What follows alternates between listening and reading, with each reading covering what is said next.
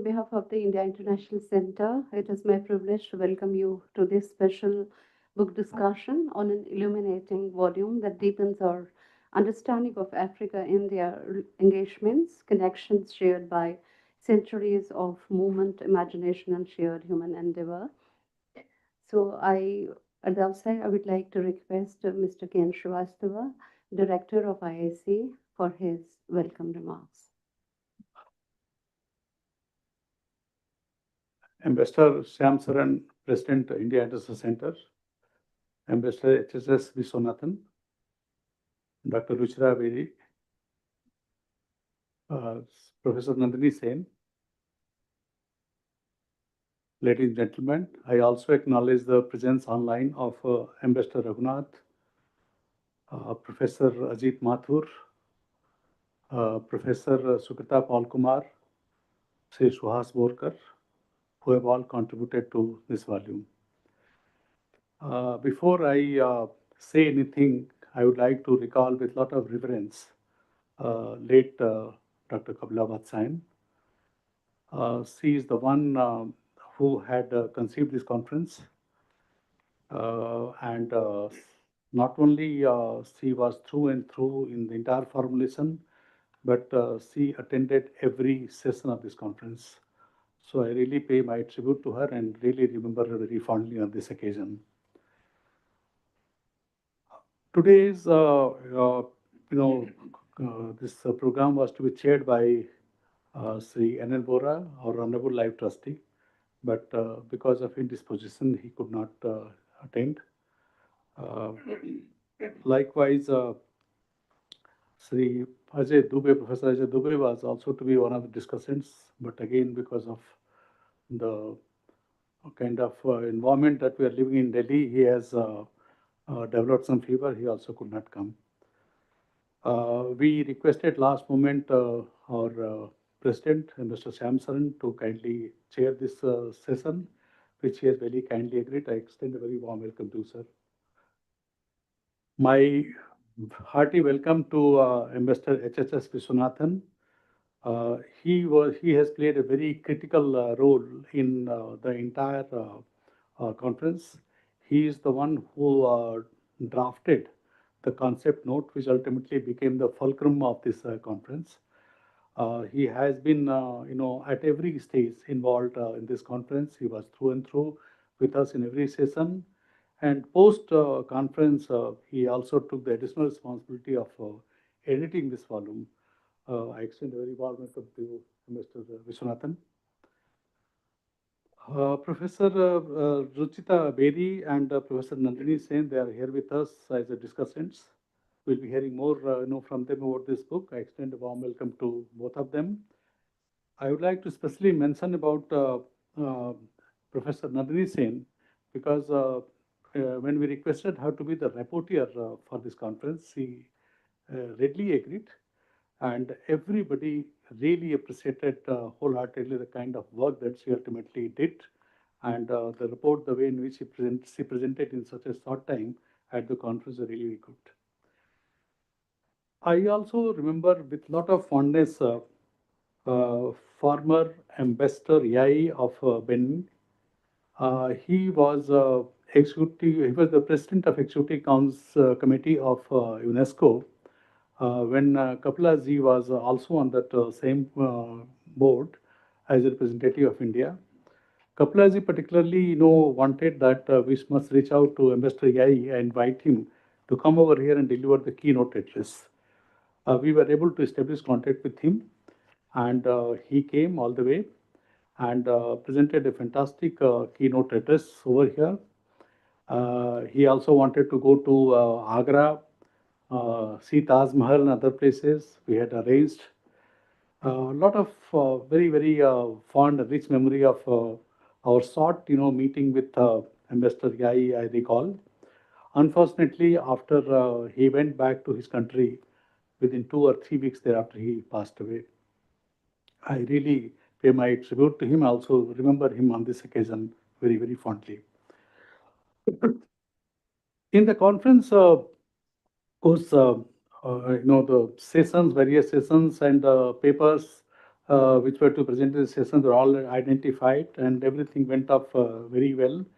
It was very well attended conference, and we got support from everyone whomsoever we approached. I would particularly like to, recall the support provided to us at that time by our then Foreign Secretary Sri Harshvardhan Singla, who delivered the, at the valedictory, session. He delivered the valedictory address, and it was again a very nice address which has been recorded. I really, recall his contribution on this occasion as well.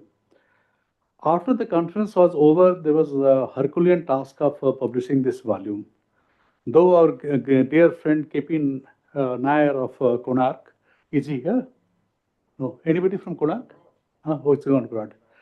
So he had agreed to publish it, but publishing proceedings of a conference, it's a really tough task which I have learnt over these years, because the speakers, they will present their papers. Some of them will be, rather many of them nowadays are presenting their papers through PowerPoint mode.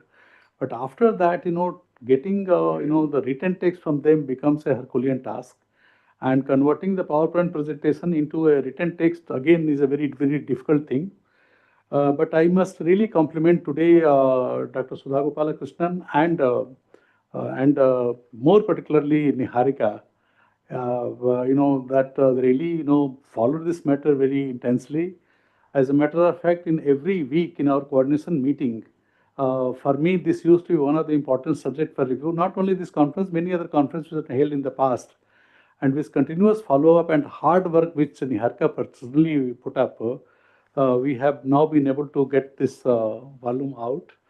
And I'm very happy, sort of a sense of accomplishment, I am, feeling today when this volume is going to be discussed. So I would not like to take more time. I once again, welcome all the panelists over here, our ambassador, our Shyam Saran, our president of ISC, and to all of you, ladies and gentlemen, who have come over here, to be, participating in this conference. So with these words, I now hand over the floor to our president, Ambassador Shyam Saran, to conduct the further proceedings. Over to you, sir.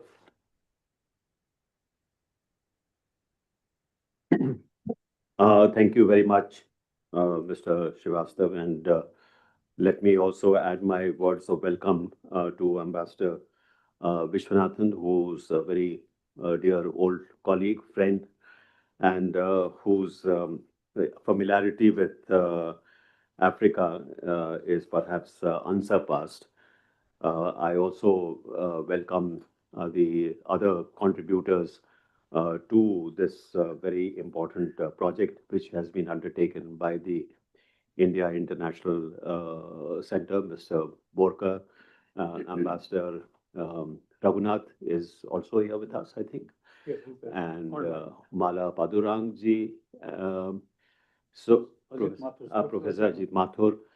So, welcome to all of you. Thank you for participating in this release of the book on Africa.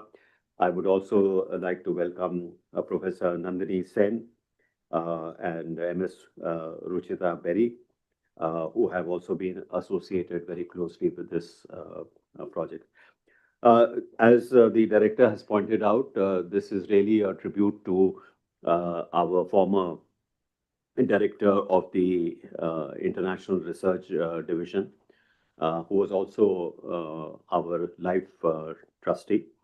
Um, she is the one who actually started this whole tradition of having these regular international conferences with different countries and different parts of the world. Because after all, the most important mandate of the India International Center is the international word in its name.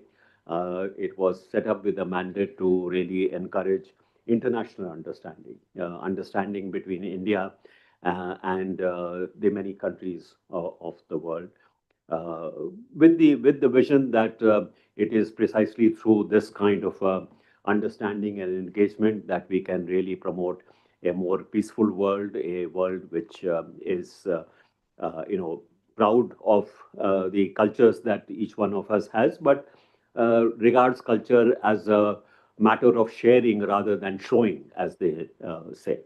So it is with this kind of a mandate that I was associated with one of the uh, initiatives she had taken to really explore the linkages, many linkages between India and Indonesia. We had several scholars from Indonesia who participated in that in exchange, and really brought out the many threads of connections that exist between India and Indonesia. Africa is particularly interesting because, despite the fact that politically there is a great deal of affinity between India and Africa, frankly speaking, there is not much knowledge about Africa amongst our countrymen. Africa is seen as one sort of monolithic mass, although perhaps Africa is even more diverse than our own country is. Different countries have different cultures, traditions, languages, and that is something that I'm sure that Ambassador Vishwanathan would also testify to, having served in Africa. Their histories are very different, and we find that there are some very ancient civilizations with very rich kind of cultures, which perhaps many of us are not aware of. Art traditions are particularly highly developed in Africa.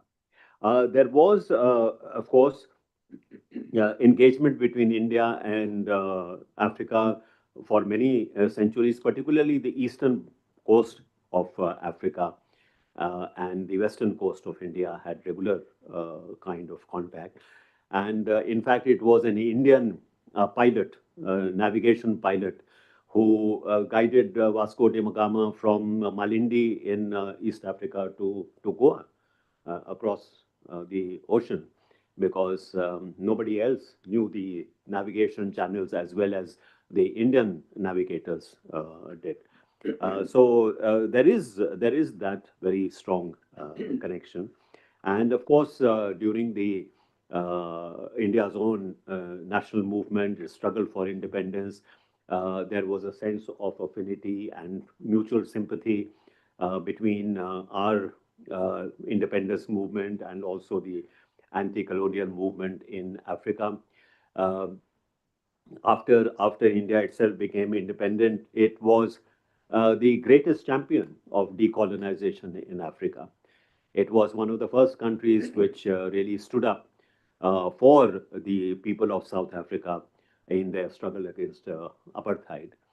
So, since India's independence, there has always been this very kind of special focus of our leaders throughout different parties, throughout to how to build up relations with Africa. So, in that context, this book is actually very important because I always believe that it is very difficult to understand politics unless you understand the larger cultural context, the larger historical context. It is within that context that we really are pursuing relations between India and African countries. And so, what this book does is to really explore that much richer background that explains the various connections between India and Africa, the kind of similarities in the manner in which we look at the world, and also differences. Because, as I said, I mean, this is a very diverse continent with diverse people, and the kind of connections with India. Some are much closer, some are not so close. So this book actually is very worthwhile in exploring that larger background. Um, as I said, there is considerable ignorance about Africa here in India. And I'm reminded of the lines from Rabindranath Tagore. I think this is quoted in the very first Yeah, first AI is article. Inaugural. inaugural address by Yai. Yai, yeah, where he quotes Rabindranath Tagore. Tagore says, "Alas, Africa of shadows, your human face remains unknown to the darkened vision of contempt." This is from 1937, Tagore's. So, in a sense, it reflects the kind of prejudices which sometimes, color the manner in which we perceive Africa and Africans. This is a modest effort to try and correct some of those prejudices, correct some of those rather shallow and superficial notions that we have about Africa. And congratulations to all the authors who have contributed to this volume. Congratulations to the International Research Division for doing yeoman service in bringing all these contributions together with all the difficulties that the director has referred to in persuading the authors to actually share their texts with us. But finally, this volume has seen the light of day, and I think this will be a major reference work for many years to come for anyone who's really interested in Africa and our relations with Africa. So thank you very much. And should we release the book now, or what do you have? Yes, we can release now. Yeah. Okay. Huh? Sorry. Your copy is here. Oh, my copy is here. Okay. That one, okay. Okay. Yeah.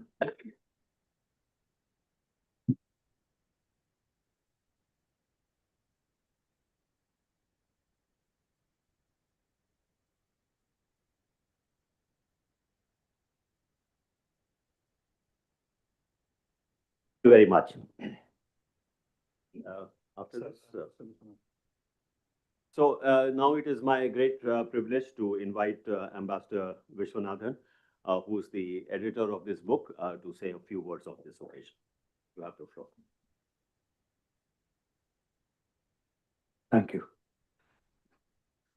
Ambassador Shamsaran, President of IIC, my co-editor K.N. Srivastava, Director of IIC, distinguished panelists, Professor Nandini Sen, Dr. Ruchita Berry, and also the panelists online, Ambassador Raghunath, Sri Ajit Mathur, Sukrita Pal, and Suhas Borkar, fellow Africa lovers and friends. A very good afternoon to all of you. For me, it's a moment of great honor to participate in the book discussion, which has been in print for a very long time. The main force behind this effort has already been mentioned by Director Srivastava and Ambassador Shamsaran. It was the late Dr. Kapila Vatsyayan, who wanted to have a unique and very special conference on Africa, focusing mainly on the cultural and historical aspects. How I wish she was here today with us on this occasion. Anyway, wherever she is, she would be happy to see that the publication has come out. From the very outset, from the very first discussion about the conference, she was very clear about the objectives. I got involved because of the former Foreign Secretary, Sri K. Raghunath, who is a panelist online today, who insisted that I should be fully engaged with the organization of the conference. Kapilaji's view was that on India-Africa engagements, there are many conferences and seminars focusing on the geopolitical, geostrategic, geoeconomic, and commercial aspects. However, there is hardly any discussion on the world histories, the similarities, and the differences in cultures. Was there any contact at all between the two geographies in ancient times? And was there any kind of cultural exchanges between India and Africa in the remote past? This was the topic that interested Kapila Vatsyayanji. She was also very keen that the proceedings of this rare conference should not be lost, and the publication of the papers had to be ensured. And here we are today, marking that achievement. Following from Kabilaji's ideas, apart from the normal themes like historical overview of India-Africa relations, presence of India and Africa in each other's geographies, and India-Africa economic exchanges, etc., specialized themes like language and literature, traditional knowledge, oral traditions in communication of knowledge, similarities in music, dance, art, and traditional ways of producing textiles were introduced. We were fortunate to get real experts in these fields, both from Africa and India. You will be glad to know that there were participants from 12 African countries participating in the conference. The highlight of the conference was the keynote address by Ambassador Walabiyi Babalola Joseph Yai, former chairman of the UNESCO Executive Board. It was Kapilaji's friendship and long association with Yai that made it possible for us to get him to deliver the keynote address. We were also lucky to get the then Foreign Secretary, Sri Harshvardhan Shringla, who is now a member of the Rajya Sabha, to give the valedictory address. The appropriate tone and mood of the conference was clearly laid out in Ambassador Yai's wonderful keynote address, which stressed the historical importance of Africa. Quoting the eminent African thinker Joseph Serbo, he said, Africa physically, biologically, intellectually, and spiritually gave birth to humankind. He went on to say how Africa and India lost their invaluable ancient and traditional wisdom and knowledge over the centuries, particularly during the colonial period. It is of utmost importance, he added, that we reclaim our traditions, knowledge, and wisdom. Friends, it is well known that African continent is home to more than 1 million proverbs. These are centuries, if not millennia, of wisdom compressed into pithy, thought-provoking, and at times funny one-liners. Let me just give one example. Today, in the postmodern world, one talks of the importance of narratives and how they shape the present and the future. An African proverb captures it beautifully. It says, until the day the lions have their own storyteller, the story of the hunt will always glorify the hunter. Can there be a more insightful statement? Friends, you will find in this book that the papers on traditional knowledge systems, language and literature, and textile production all point to many similarities between India and Africa. How did this happen? Were there frequent contacts between the two geographies? There are, of course, differences also, which sometimes complement each other. So, in this context, I have a request, probably a very unreasonable one, to IIC and the International Research Division. As a follow up to the conference in 2020, can we have some limited and focused engagements on specific topics dealing with traditions and how they evolved in India and Africa? If we could do that, it could lead to new insights into India-Africa exchanges. The publication has taken a fairly long time to fructify. Due to COVID and associated complications, the International Research Division had considerable difficulties in getting the papers from the authors. Further, Ambassador Joseph Yai unfortunately passed away in 2020. So, as Kailash mentioned, we have to give our special appreciation to Mrs. Sudha Gopalakrishnan and Niharika of the International Research Division for keeping at it and finally making this publication possible. Thank you very much for that.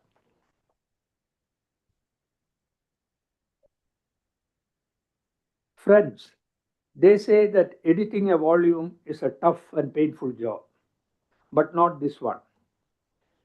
Both my co-editor, Kailash, and I found it to be a very pleasant experience. The papers were very professional, precise, and crisp, and we could learn a lot from the contents. In conclusion, I would like to thank wholeheartedly IIC and the International Research Division for their full support, not only for the conference, but also in bringing out this publication. I thank my co-editor Kailash for his efforts and the pleasant time we spent together in editing the volume. We also owe much gratitude to the Konark publishers for their unstinted cooperation. I must also express my deep appreciation and gratitude to the panelists who are well known Africa experts, including those online. They are all my good friends, and of course, Ambassador Raghunath was my boss twice in my career. And I have had many interactions with the Africa experts here. And last but not the least, I would like to thank all of you for taking time off your busy schedule to be with us for this book discussion. It gives hope and encouragement to Africa lovers and Africa experts to carry forward their efforts. Thank you.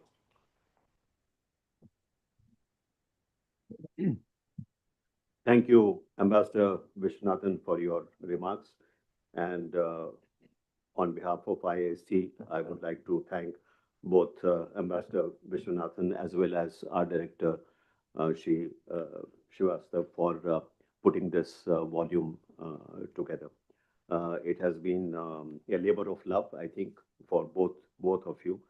And this is really part of a very valuable legacy that IIC is going to be very proud about.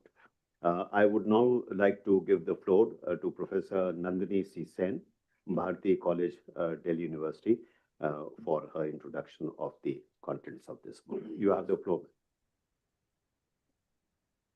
Thank you so much, sir.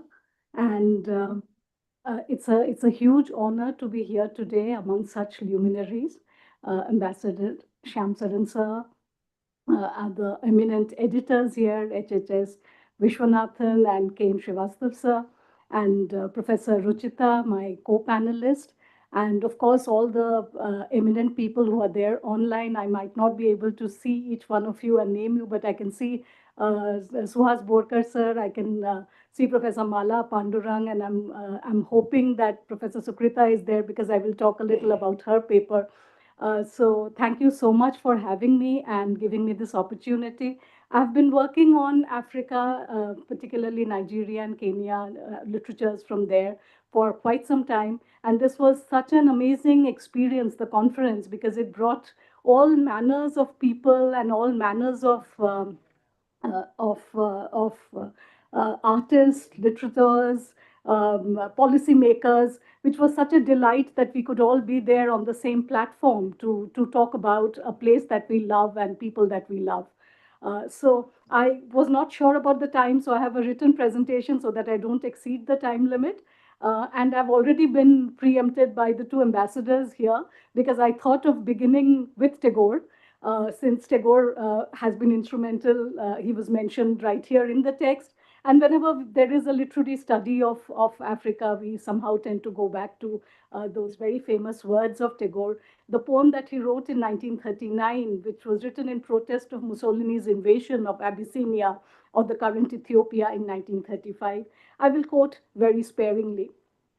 In that bewildering ancient time when the discontent creator repeatedly took apart his new creation, in those days of his impatient head shakes, the arms of the turbulent seas wrested you away from the bosom of the Orient. Africa bound you in the dense, watchful woodlands in the deepest interiors whose light is meager. O woman, in the shadows under the dark veil, your humanity went unrecognized, invisible in chaotic disregard. Then they came with iron manacles. They, whose nails are sharper than your wolf's claws, came the captors of humanity, blinded with pride, a blindness darker than your sunless wilderness. And he ends with, forgive, beg, forgive me, in the midst of vicious ranks, let that be the final sacred utterance of your civilization. So Tagore talks about the terrifying colonial takeover of Africa, the beginning, and how traumatic it was for the people. And he, on behalf of humanity, apologizes to Africa. And we start from there. India and Africa, edited by HHS Vishwanathan and K.N. Srivastav, offers a wide-ranging survey of historical, diplomatic, economic, and strategic ties between India and the African continent. This publication is an outcome of an international conference organized in 2020 and comes as a fitting tribute to Dr. Kapila Vatsyayan, who was present every day of the conference, cheering it on from the very first session. It was her tireless and infectious academic rigor that shaped the conference and the book. The volume situates India Africa relations within a narrative of shared anti colonial struggle, developmental aspirations, and the emerging South South cooperation. A comparative discussion situates the book within broader scholarship and highlights areas where future research could expand beyond the volume's diplomatic and policy driven orientation. Um, India's engagement with Africa, whether through trade, diplomacy, diaspora network, or capacity building initiatives, has expanded dramatically in the 21st century, prompting a need for academic analysis that moves beyond policy rhetoric. Vishwanathan and Srivastav curate a volume that attempts to meet this need by bringing together scholars, diplomats, and policy practitioners to discuss the evolving contours of the India Africa relation. The opening chapters highlight historical interactions shaped by ancient trade routes, Indian Ocean exchanges, and cultural presence of the Indian communities in East and Southern Africa, and Gandhiji's early political experiences in South Africa. These chapters effectively trace the roots of solidarity that shaped India's post colonial diplomacy in Africa. The volume excels in showing how Afro Asian solidarity, particularly in Bandung in 1955, shaped the ideological foundation for India's early Africa policy. The editors also foreground the role of the Indian diaspora, merchants, indentured laborers, and later professional communities in creating long term cultural and economic connections. One of the most substantial strengths of the volume lies in its detailed documentation of India's development cooperation with Africa.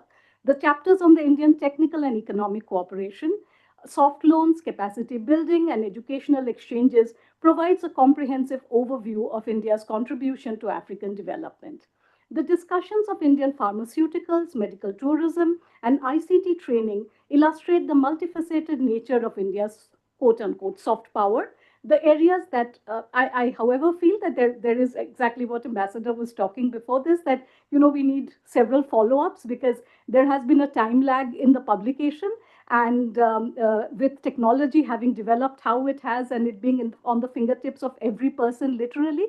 So I think we now need a book 2, book 3, book 4 as follow-up volumes here.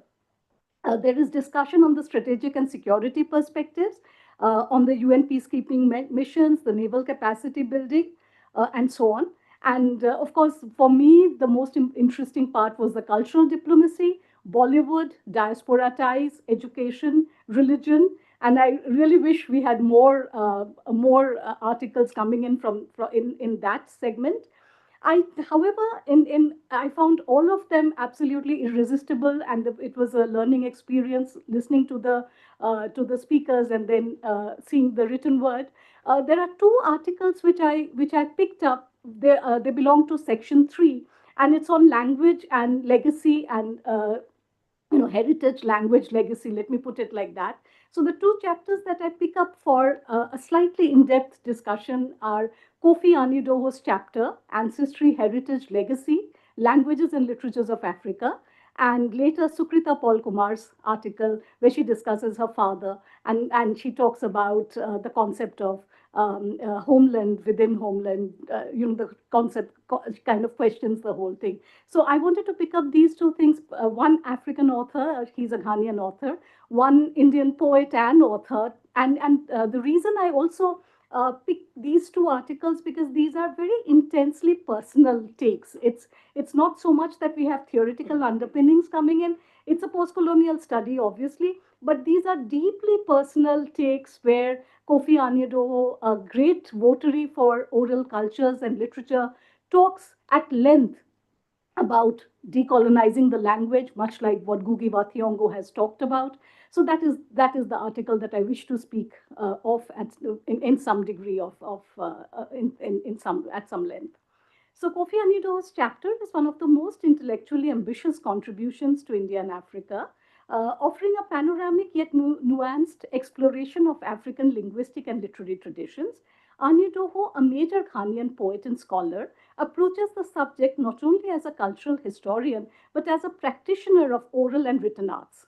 His chapter articulates a tripartite conceptual structure, ancestry, heritage, and legacy, that functions as a framework for understanding the evolution of African expressive cultures from pre colonial to oral forms to contemporary literatures in both indigenous and European languages. Anitohu's tripartite analytic framework is at once deceptively simple and deeply layered.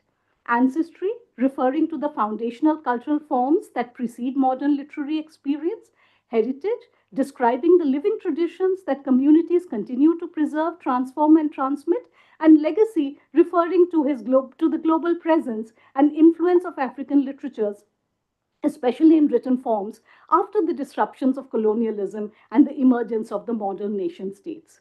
The elegance of this framework lies in its refusal to posit linearity. Instead, ancestry, heritage, and legacy exist in a constant dialectical relationship, shaping and reshaping the African expressive cultures. This intervention challenges Western literary historiography, which often assumes a progression from primitive orality to advanced literacy. Anidoho instead posits continuity, innovation, and reciprocity between oral and written forms. By doing so, he challenges Eurocentric hierarchies that have long undervalued African cultural expressions. One of the chapter's strongest contribution is its robust defense of the centrality of orality in African epistemologies. Anidoho insists that oral traditions are not remnants of a pre-modern past, but living, dynamic systems that continue to inform contemporary forms of cultural expression. He identifies several features of the oral traditions: the communal authorships, the collective memory, the interplay of performances, music, narrative, and rituals, ethical and political work of oral forms in sustaining community life, and eventually the adaptability of oral traditions into modernity. So Anitoho sets the dichotomy often imposed in the Western literary canons as the dichotomy between the oral and the written, but he goes back to the ever continuing debate between Achebe and Gugi, and where he does not take side. He's more on Gugi's side, yes, but he kind of likes to say that they all coexist in a simultaneous situation. So this is a crucial insight, yet it is not new. Scholars such as Ruth Finnegan and Gugi Wa Thiong'o have long argued for the centrality of oral traditions. Anidoho's analysis of language is one of the most compelling components of the chapter. Um, and skip a bit. So, African authors have appropriated English, French, and Portuguese to articulate experiences that these languages were never designed to express. This leads to what Anidoho calls literary re Africanization, where African syntax, idioms, and oral forms reshape European languages from within. Anidoho aligns himself with Ngugi wa Thiong'o's position that writing in African languages is essential for cultural decolonization. However, he resists purist formulations. Instead, he argues for a multilingual future where African languages coexist with Africanized European languages, which I think is very interesting and which is what he does in his poetry. So I will skip a little. The contribution to Indo-Africa comparative discourse, he talks about foregrounding colonialism as a shared history of linguistic violence, highlighting cultural resilience as a form of decolonial agency, and talks about the implicitly inviting parallels between African orality and India's own multilingual literary traditions. From here, I move to Sukrita Paul Kumar's very personal essay on where she talks about chosen exile and ambivalent homelands. Now, hearkening all the way back to Salman Rushdie's imaginary homelands, here we have Sukrita Paul Kumar's extremely personal take on her father's life, their life in Kenya, and her father, who's an eminent poet. His his chosen exile and the concept of ambivalence in homelands. So this offers a richly layered reflection of Indian presence in pre-independence Kenya through the lens of her father's early life, writings, and sensibilities. A central purpose of Kumar's chapter is to recover a largely forgotten trajectory of Indian literary and intellectual engagement with East Africa before decolonization. She situates her father, part of a generation of Indian migrants who lived and wrote in Kenya, as an important voice in a corpus that has received little scholarly attention. She instructs this archive through fragments of her father's unpublished writings, oral history, family memory, scattered textual remnants of Indian commentary on African life during the colonial period.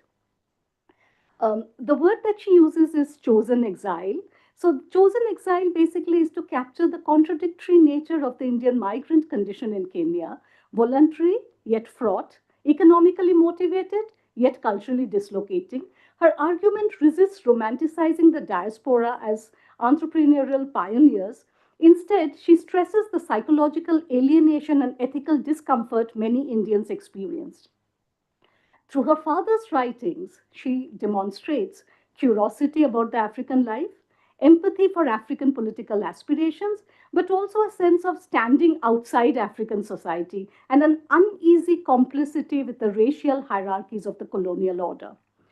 Kumar refuses to flatten these tensions. Instead, she shows that Indians in Kenya occupied a liminal position, economic intermediaries between British rulers and African subjects. One of the most compelling insights in her articulation of dual ambivalence, she talks about Kenya was neither fully home nor entirely foreign.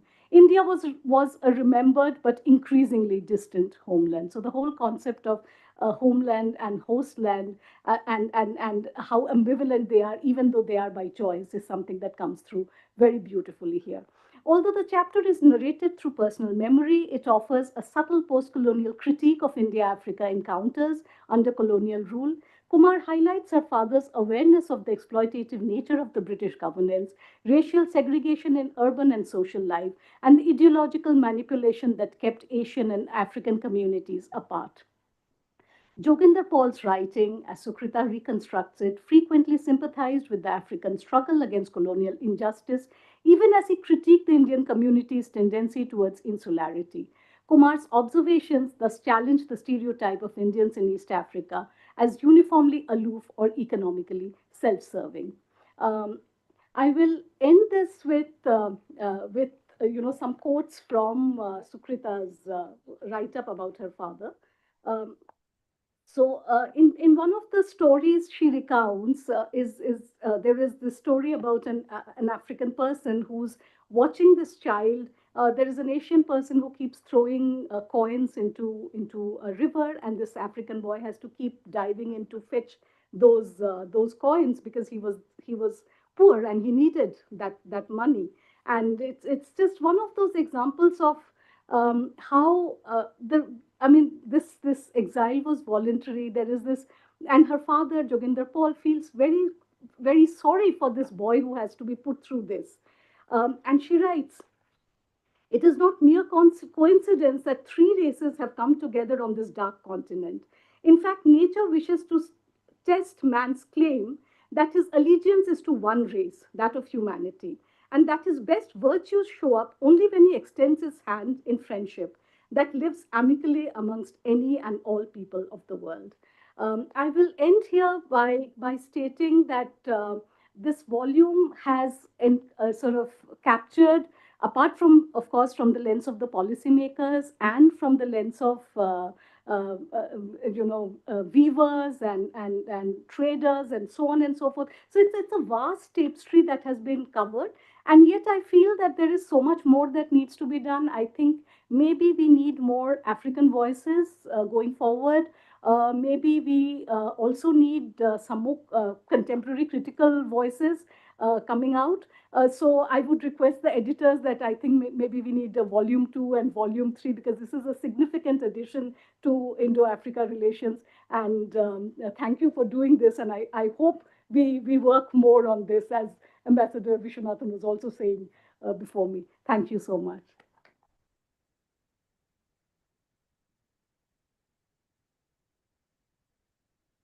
Thank you very much, Professor Sen.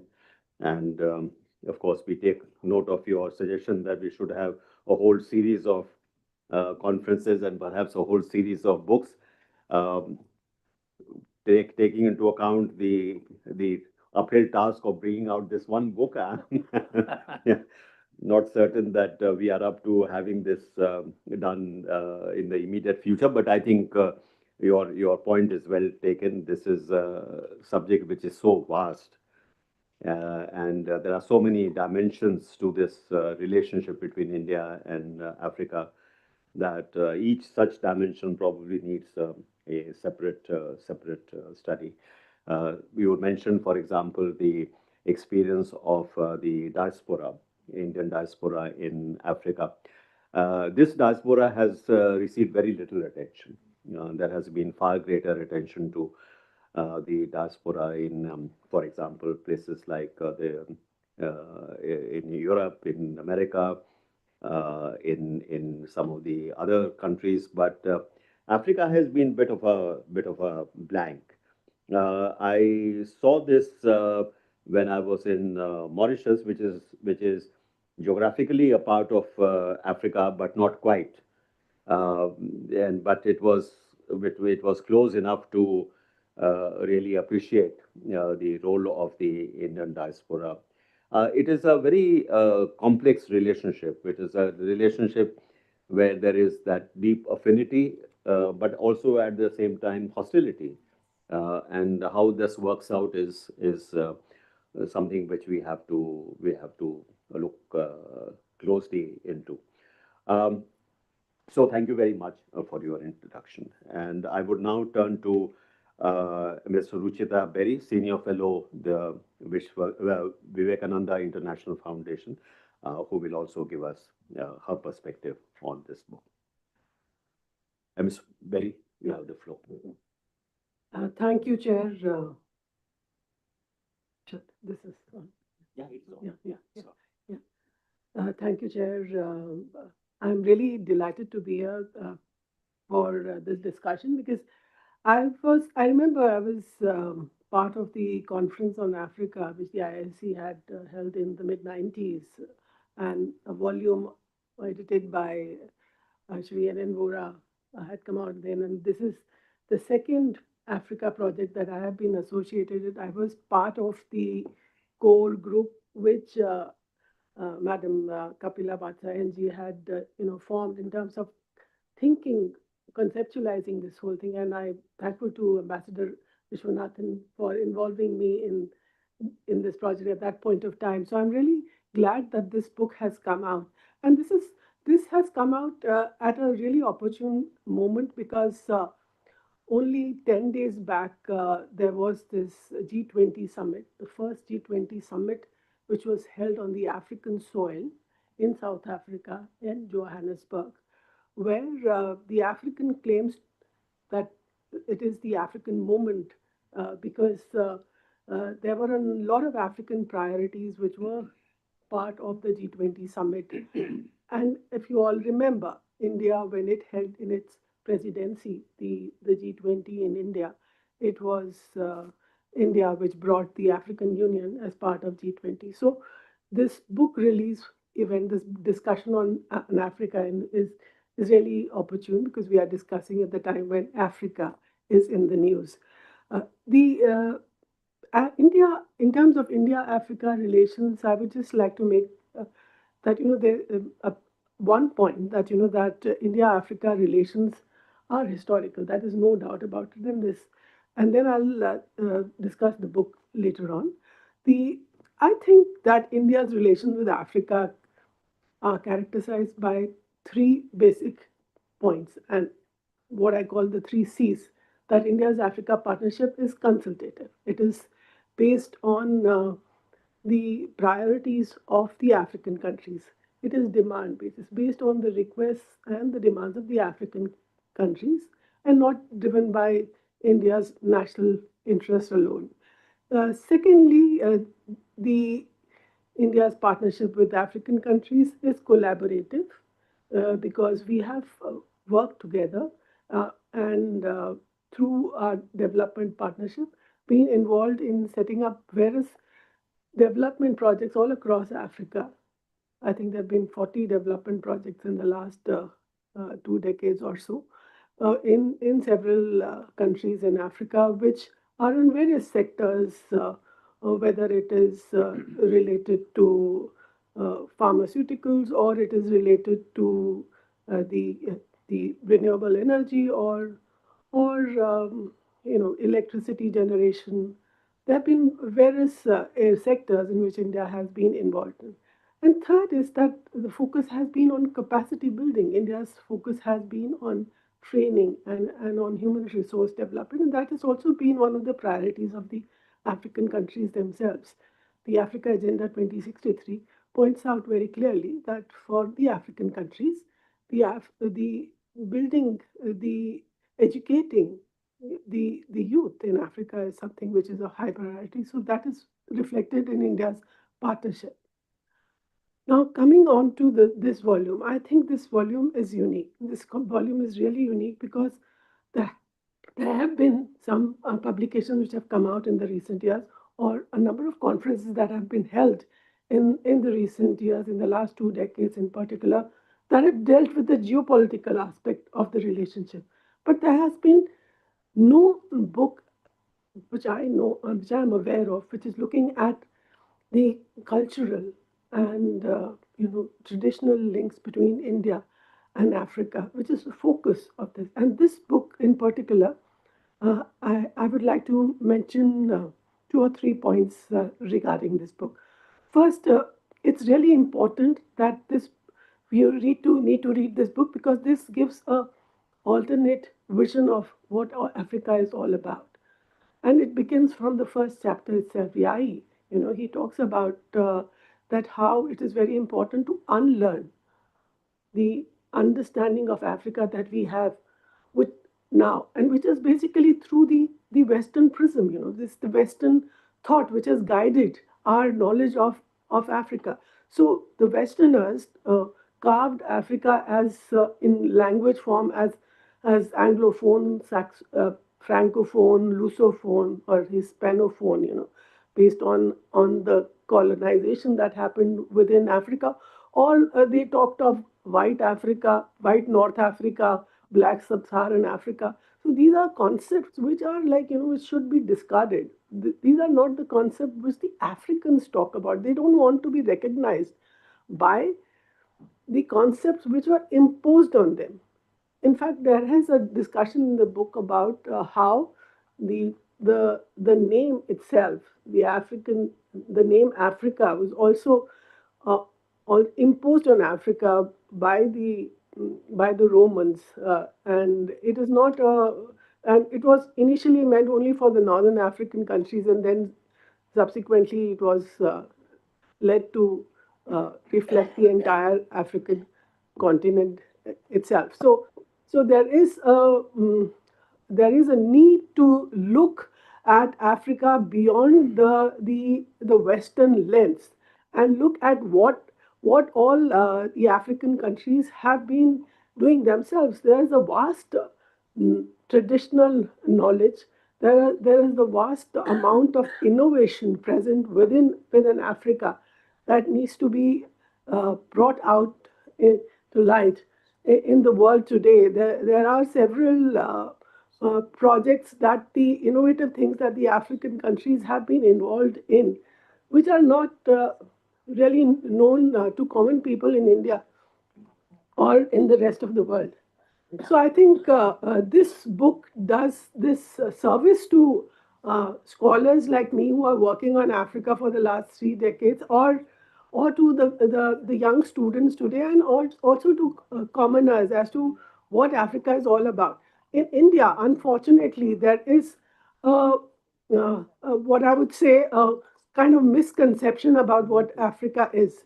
There are a lot of African students who are based in India, in Delhi itself, in various universities, whether it's the public universities like the Delhi University or JNU, or in several other private sector universities like Sarada University and others.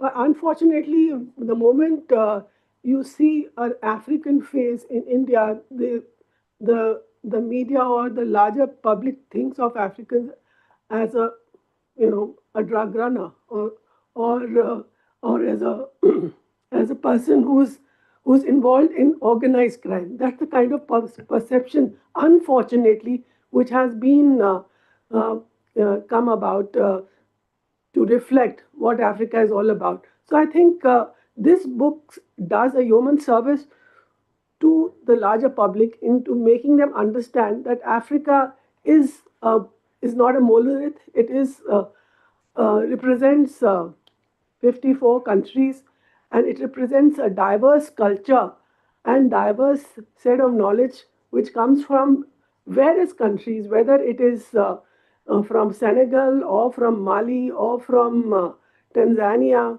or from South Africa. So this whole concept of Ubuntu that is there in South Africa reflects the wisdom of, of the Bantus, that calls of interconnectedness. If in India we are talking of Vasudev Kutumbakam, so are the African countries. The Ubuntu concept says that we are because you are there.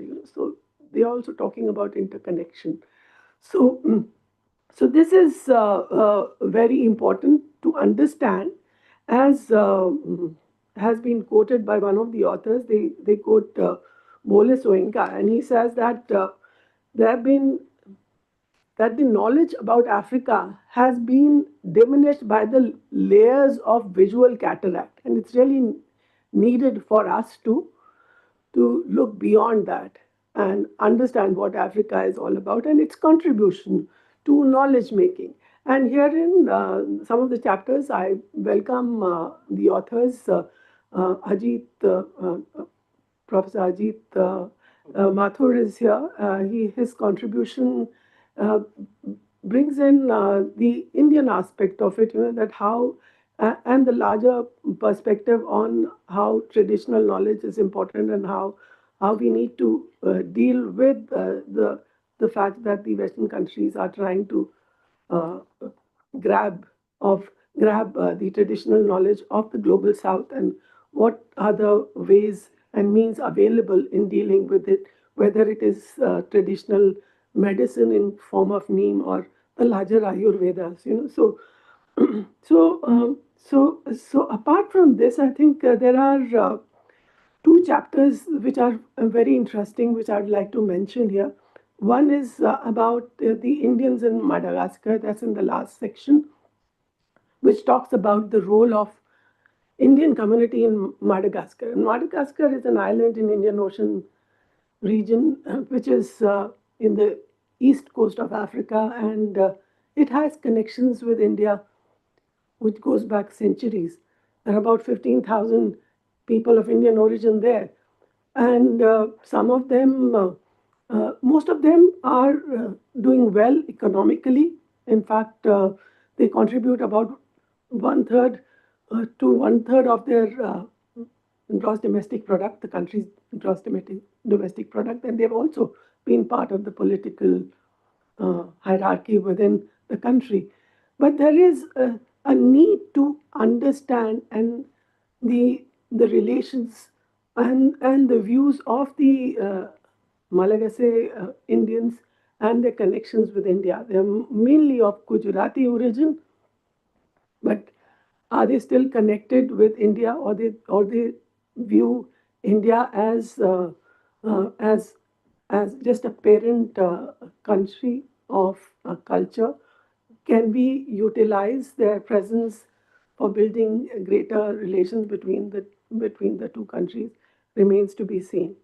And lastly, I'd like to mention the chapter written by Suhas Borkar. He's here, and he talks about how the there is a need for greater cooperation between Indian and the African media, because unfortunately, again, when you look at the media, how media reflects on Africa, it's basically through the international media, which is driven by their own interest and the kind of picture that they project of Africa.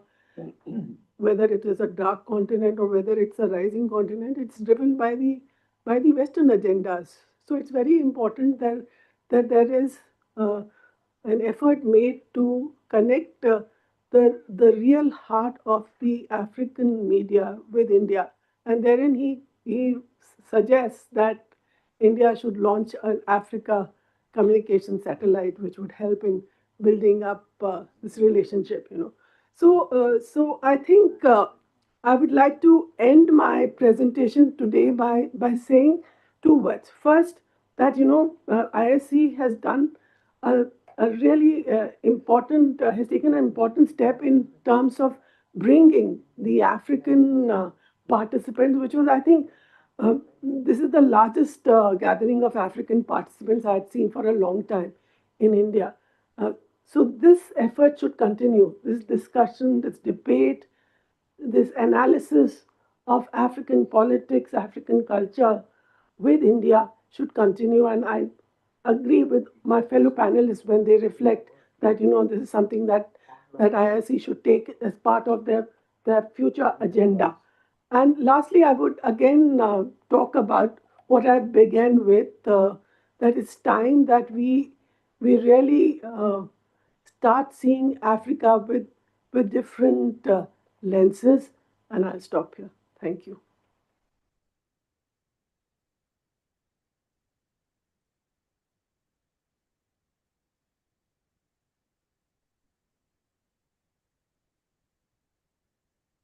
For your remarks, and I think you have made some very important observations.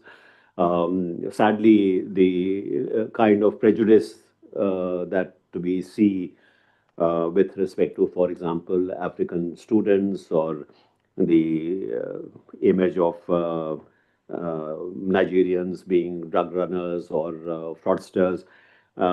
This is very deeply embedded these days, and I think it will take a huge amount of effort to try and overcome some of this prejudice. And even in the countries where there is an Indian diaspora, I'm afraid there too there is a degree of segregation which is perhaps not very conducive to fostering understanding between India and Africa. I think you will remember that very interesting movie, Mississippi Masala, which was Mira Nair's very popular movie. But it really touched that particular aspect, of how deep the prejudices are. But also, I mean, it was a forward-looking movie because it also showed how, a sense of, humanity, love could overcome some of those prejudices. Perhaps we need more movies like that. Sudha, you have the floor.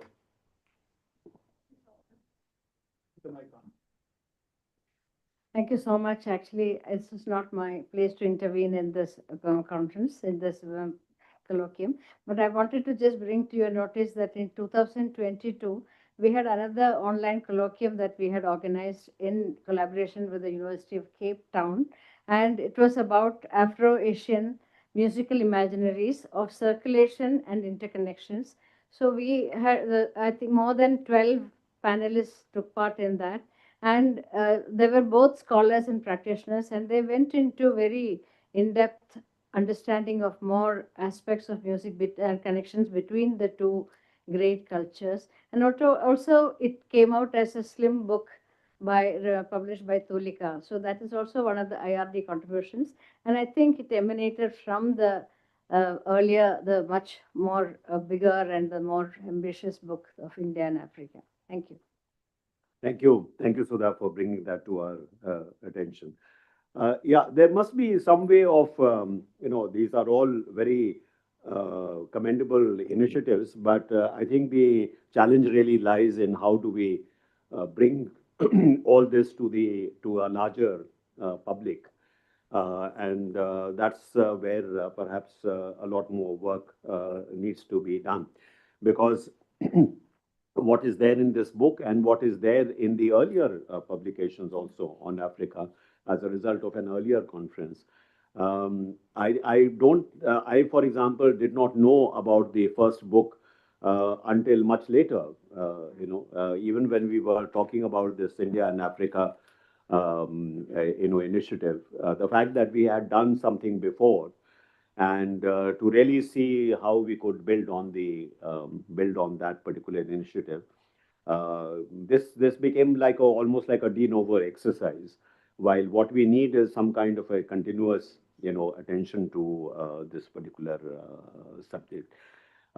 This also means that we should perhaps reach out to our colleagues in the Ministry of External Affairs and see whether or not they could support an initiative which is much more regular and continuous, rather than yeah, every few years doing something like this does not really give the kind of results that we are looking for. Um, I also wanted to mention that with regard to the satellite communications, quite some time back, actually, we have put in place a Pan-African satellite communication project, whereby health information and education information is actually shared with participating institutions in Africa. I think that is still ongoing, if I'm not mistaken. Yes. Yeah. Okay, okay. So there is work that has been done in that respect. I'm not very sure whether it is something which can also be used for media exchanges, but certainly the wherewithal is there for that kind of communication. I certainly do not think that we have any Indian journalists posted in Africa, is there? No. So that's something that tells its own story, I think. Um, so we are coming to the end of this particular event, but before I close, we have some of our panelists who are there online, and if they would like to make any short intervention, Mr. Borkar or Ambassador Raghunath, uh, Mr. Mathur, Yeah, Mr. Suhash, would you like to say a few words? yeah, good. Yeah, thank you. I hope you can hear me. We can hear you. Okay. Yeah. Thank you, Chair, Ambassador Shamsaran, Ambassador K. Raghunath, uh, Ambassador Vishwanathan, Director IIC Srivastava, the Executive Director of the International Research Division, Sudha Gopalakrishnan, of course, Nandini and Ruchita. Thank you for mentioning my paper. Fellow panelists online, Professor Rajan Harshe and Professor Ajit Mathur. Now, I briefly just want to, first of all, pay my tribute to Dr. Kapila Vatsyayan, who was the inspiration and the moving force behind this conference. And, every session, she was there encouraging everybody. And then, of course, my tribute to Professor Yai. And then we miss Bora Saab at this meeting in 1996, the Africa Congress, which IIC had organized and which brought out a voluminous book with the help of Professor Professor Matthew. And that itself is a very important contribution that IIC made. Now, Ruchita has already mentioned about my paper, but what I was saying basically was that if we could replicate the South Asia experience of our space diplomacy in Africa, and here we had a single satellite, but we would need more satellites, and uh, this would bring in the media connectivity. That is important. Now, the other thing which I just wanted to also bring it into a contemporary mode. After all, as Ruchita mentioned, we had brought in the AU, the African Union, into the G20. But we have also to get the India Africa Summit, which has not happened. It was to happen in 2020. It was delayed by COVID, but we have to get that going. And then also the African Union office has to open in New Delhi. There was a decision taken in 2011, but it's not been followed up. And then also, upgradation of our annual strategic, dialogue with the External Affairs Minister participating with the AU chairman.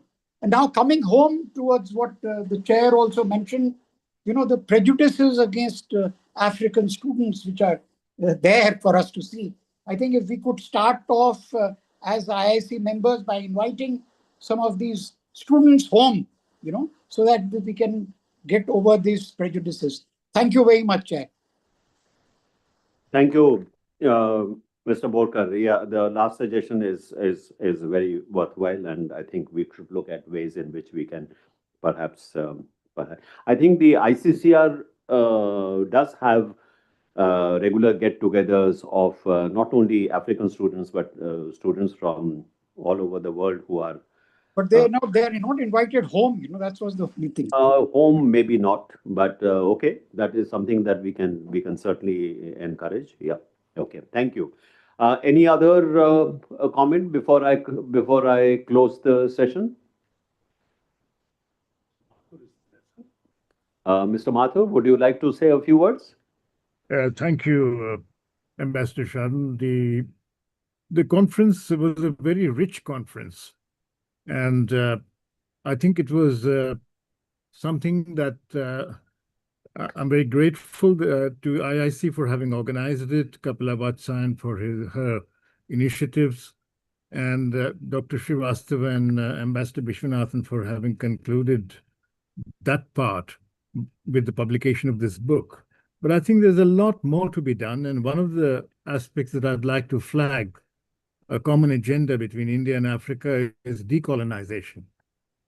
They are as much carrying the burden of the colonial period as we are.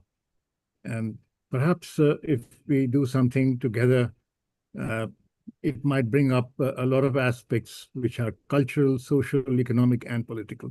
Thank you.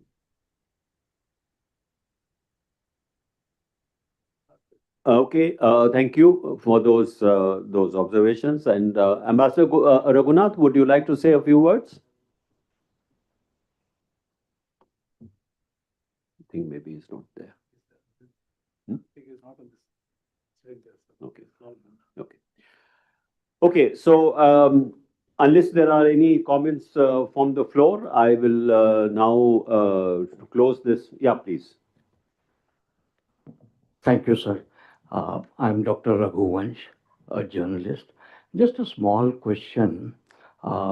Moving away from India, Africa, looking at Africa, today is a very promising land, young country, very good demographic dividend, among the fastest growing economy. But the gauge of the international actors, especially China, and the way their resources are being used for development in other parts of the world. I just wonder whether Africa will have the ability to control its destiny, because suddenly, from total ignorance, now there is too much of global attention on Africa because it has too much of mineral, and it is plugging into the digital economy at a very fast pace. So some people say too much of attention may be just uh, making its ability to control its destiny much weaker. I don't know what the editors have to say. Perhaps they can shed light. Thank you. You wanted to say a few words. Yeah. And Yeah, totally different from all the proceedings that have been happening. Mr. Saran has mentioned that you cannot talk of the political scenario without looking into the cultural one. So, on that aspect, and several of the speakers have reflected on the misconception about Africa, the limited knowledge, especially in the Western world. So, I'm an art historian. I'd like to reflect on that aspect, that when you have pick up any book on any art from anywhere in the world, it'll be titled European art, it'll be titled Indian art, Greek art, but when African art is called primitive art. It's such a horrible title. I don't know why, and I don't think it's been changed to this day. And the person who brought it out was Picasso himself. He adored African art. He discovered some artifacts, and he made several paintings and a whole school as genre based on African art. And the most famous painting that I can mention is Demoiselles d'Avignon, the ladies of the city of Avignon. And this painting is featured in the book Titanic. It's the painting which sinks with the ship, and that also has African images there from African art. I refuse to call it primitive art. So I just thought I'd mention that aspect. Thank you. Yes, please. Thank you very much. It has been a wonderful and enlightening times listening to the distinguished speakers and the release of the book. I've traveled to many countries in Africa, and one of the things that concerns me a lot is there are several countries where there is constant, violence and the kind of atrocities, especially the vulnerable populations, women and children, and then the failure of governance. So perhaps it is because of the outside powers, external powers vying for domination and control over the resources. But 54 countries, a big continent, stability of governance is still a very major challenge in many countries. And extremes of poverty has already been addressed. We see it. Yeah, there is we should be also perhaps aware of our limitations in this respect. We can't tell the Africans how they should run their countries, just as we would not want others to tell us how we should run our country. That there are issues related to corruption, there are issues related to the extractive economy, which many countries first from the West. Now you have mentioned China, for example. This is a fact of life, and I'm not very sure how much that we can do. But the good thing is that India has had a different reputation in Africa. Indians have been known as educators, and this is something which perhaps Ambassador Vishwanathan would also have come across, that there is a great respect for Indians. Say in a country like Ethiopia, for example, there were large number of Indian teachers who were very highly regarded. India was seen as contributing in a non-extractive way to development of Africa, and perhaps we should build on that reputation rather than try to tell them how they should not, run their economy. There are alternatives that we can perhaps provide. Something is being done. I mean, India's economic engagement with Africa has really expanded very rapidly, and maybe it is not comparable to what the Chinese have been able to do, but within the limitation of our resources, I think India has done quite a bit. The fact that we have not had the India Africa summit, which was a regular kind of engagement between the two countries, that's a pity, because I think that at a high political level we need that kind of engagement. I do think that the aspect of art and culture is something that is really a very rich area for the two countries to work together. Um, I don't know how it may be possible, for example, to organize an exhibition of Benin sculptures, for example, which are famous all over the world, and they are really quite incredible. Or what you have, the soapstone sculptures from Zimbabwe, also perhaps very, very well known. There is a whole generation of new, of young African artists, contemporary artists, again, perhaps completely unknown here in India. So maybe we can think in terms of whether or not that is an area which perhaps IIC can look at, whether the art and culture part is perhaps possible to explore. We can try and see whether we can interest also the Indian Council for Cultural Relations in this, because I think this could be a good entry point into a larger engagement between the two sides. So with those, One thing on poverty, can I make one? yeah, sure. You mentioned about poverty and violence in African countries.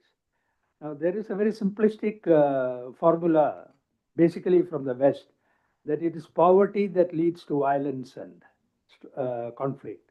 Actually, it is not. The former president of Sierra Leone, that lady, mentioned a very fine thing. She said that the real cause of conflict and violence is not poverty, but inequality.